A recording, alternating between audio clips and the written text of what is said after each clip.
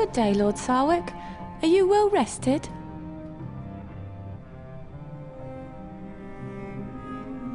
Hello, Shori. I hadn't noticed it was so late. Do you have news of Lord Harlton?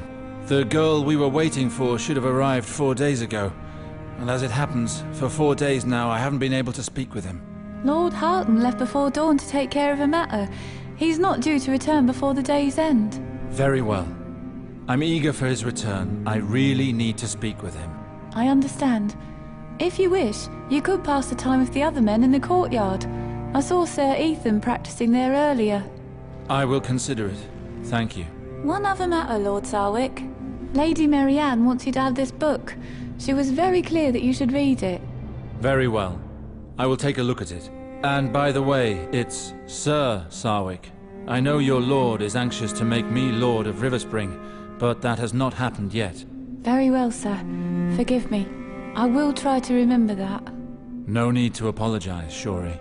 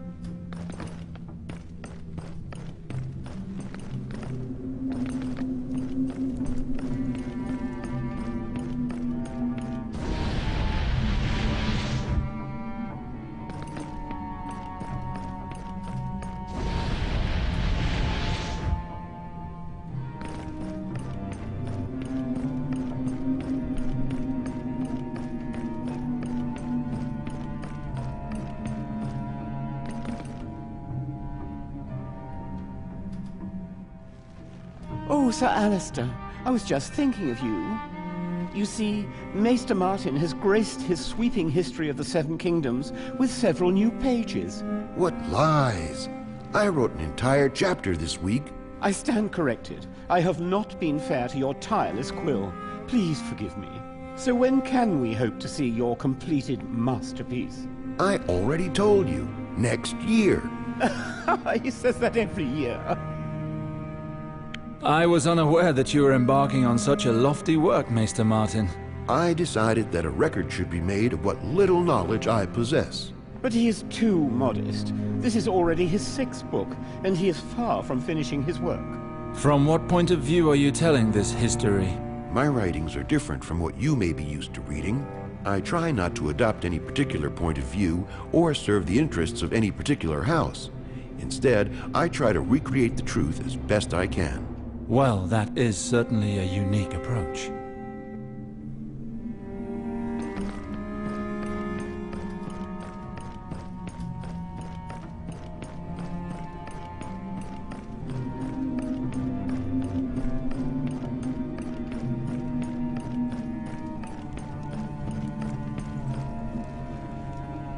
My lady? Lord Sarwick, always a pleasure. I am no lord yet, Lady Marianne. It seems Lord Harlton has asked everyone to call me that in this castle. According to the laws of the Seven Kingdoms, Riverspring is yours. You are the only legitimate heir. No other can assume the title without challenging the judgment of the great Targaryen kings. Everyone knows that. It is of no consequence if the usurper and his whore believe otherwise. Their reign will be over soon, and the signs bode well for your future. You wanted to see me, if I'm not mistaken? I did.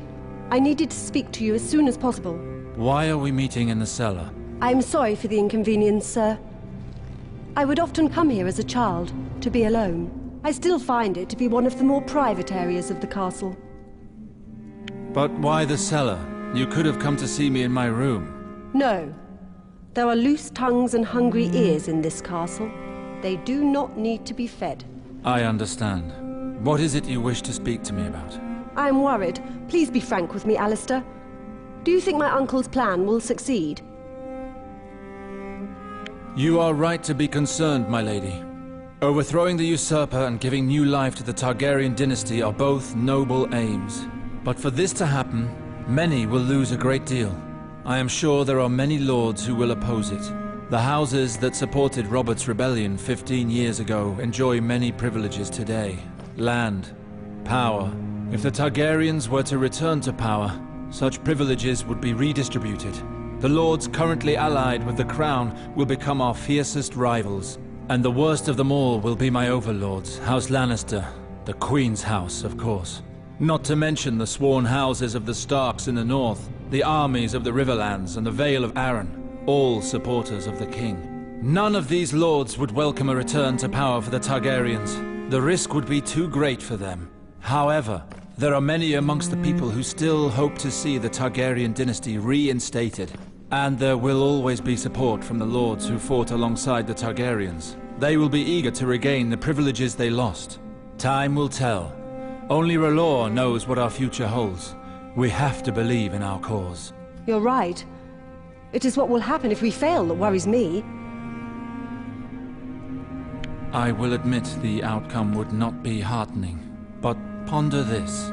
What else are we to do? We do this for honor and out of necessity.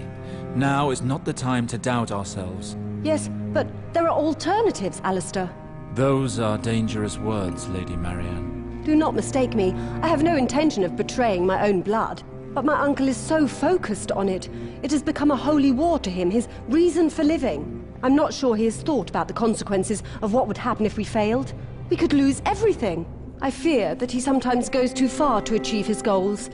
Some of his methods make my blood run cold. If I learned anything from Tywin Lannister, it's that sacrifices are inevitable, especially when one's aim is to recapture the Iron Throne. I have to question the wisdom of that. What was that? Not another move, whore. Alester! Flame and shadow! Don't do anything you may regret, soldier. Let's stay calm. Did you say Alester? That is my name, Alester Sarwyck. It's really you. Fight the Seven. What are you talking about? Who are you? It's me, Gawain. Gawain! Praise the Lord of Light. What are you doing with this slattern? A sodding worm of an uncle has been torturing me for months. What? I'm sorry, Alester. I wanted to tell you. You knew about this? Forgive me. I didn't know how to tell you. That was what I was talking about when I spoke of acts that made my blood run cold. Hold your forked tongue, Snake. Every vile soul in this castle is an accomplice. Calm yourself, Gawain. Marianne isn't the monster you say she is. Let her go. No. She'll betray us to her bloody uncle as soon as you turn your back. Gawain, I know what I'm doing. Marianne, you have to swear to me that you won't tell a soul about any of this. I can help you. Tell me what I must do. Don't listen to her. She would have us all die. Take pity on me. I had nothing to do with what happened to you. I've never had any power to influence what happens around here. Gawain, trust me. I'll get us out of this. Let me try and make up for my uncle's wrongs. I beg you. You must believe me. Let her go, Gawain. Marianne, go and find some ointment from the maester. We must heal my brother's wounds. We can decide the rest later. I'm trusting you. Do not disappoint me. I'll return immediately. Brother, you've made a foolish mistake. She's betraying us to Harlton as we speak. I disagree. I trust her. Now sit down. Let me see your wounds. Watch out. Someone is coming. I'm sorry, Alester. Marianne, I trusted you. You should have listened to your brother. I regret that it's come to this, but I cannot let you leave here. You will pay for this. I am truly sorry. Sir Alessander will take you to the cells. My uncle will decide what to do with you. Farewell, Alester. Heart of Fire! Do you really think we will go without a fight?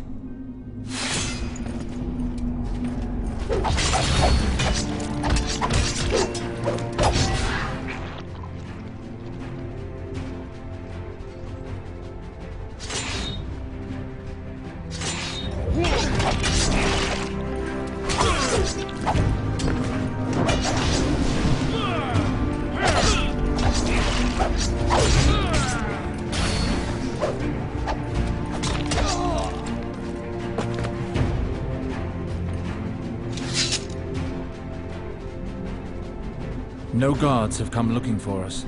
They must think we've gone. That gives us some time, at least. Can you handle this, brother? I should be all right. I haven't been tortured in a few days while they concentrated on another prisoner. I've recovered a little. Good. We will have to fight if we are to leave here in one piece.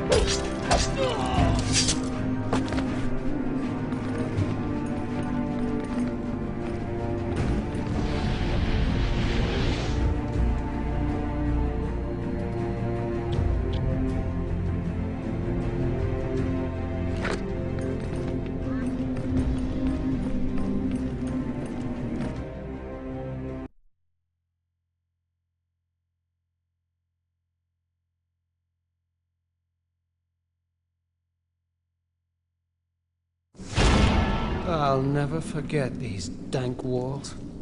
Stay strong. It's not over yet.